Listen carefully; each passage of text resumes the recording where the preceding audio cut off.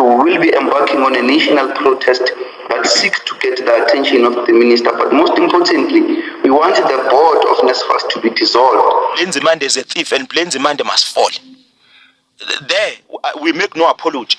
Because there are a number of things that if Comrade Chris were alive, would have been very happy about those things that this government, as led by the African National Congress over the last 30 years, has done. But it can't be business as usual. NSFAS in 2024, same cry you guys were crying almost a decade ago. Because fees must fall is almost a decade ago now, ne? Just as how quickly time flies. Indwana zetu nano skala same thing. Now, student beneficiaries of the National Student Financial Aid Scheme, NSFAS, will soon embark on a national shutdown, as we've heard in that report, halting operations at universities across the country over the delayed payments of allowances. Now, let's discuss this further. We're now joined by student activist Keamogetswe Masike.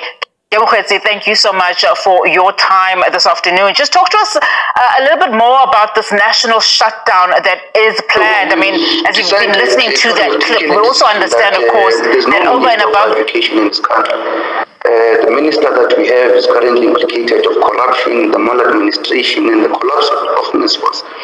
As we speak, our students in their absolute majority are starving.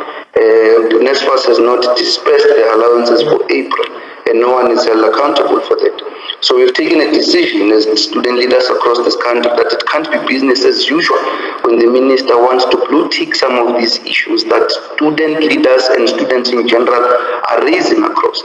So we will be embarking on a national protest that seeks to get the attention of the minister. But most importantly, we want the board of NSFAS to be dissolved. Because in the latest statement that was released yesterday, we've realized that the current chairperson who was found in a restaurant eating steak, discussing that he has influence in some of the processes at NSFAS, is still a board member. So we want the dissolvement of the board, of the entire board. We want an independent administrator to oversee the executive roles that are at NSFAS, because it can't be business as usual. I mean, you mentioned earlier on a recent statement that was released by NSFAS, which seemed to suggest that the institutions, including TVET colleges, failed to meet their registration upload period of the 2024 academic year, which is why you're now seeing these delays. I mean, they've listed about 10 institutions that did not form a part of the April file. Do you think that this seems to be a lacking of understanding from NSFAS's part in terms of these issues that are happening now? These are systemic problems. They did not start overnight. Yeah, look, it's none of our business that people are sleeping in their offices. I think these latest developments have revealed that officials, both NSFAS officials and university officials, are sleeping in their offices, and students are compromised in the process. But I think we must not deflect from the concerns that you've raised, that we had mentioned that there were fly-by-nights companies that were appointed by NSFAS. The Recommends law firm came later with the report that recommended that the companies that were appointed by NSFAS, contracts must be terminated. The revelations again came out that the CEO, Mr. Andile Nongongo, participated in the handpicking of these companies. The chairperson who was found in a restaurant asserting that he has powers over some decisions that are taken at NSFAS revealed that there is corruption. So we had mentioned categorically clear that we want the total termination of these contracts. Universities are then also have to be held accountable for the delay of some of the data files that were not sent to NSFAS on time. And universities have resorted to online learning, which I can also assert that lecturers are finding it difficult to conduct online classes because students are saying that it can't be correct that officials want us to participate in classrooms, and yet we have not received our allowances.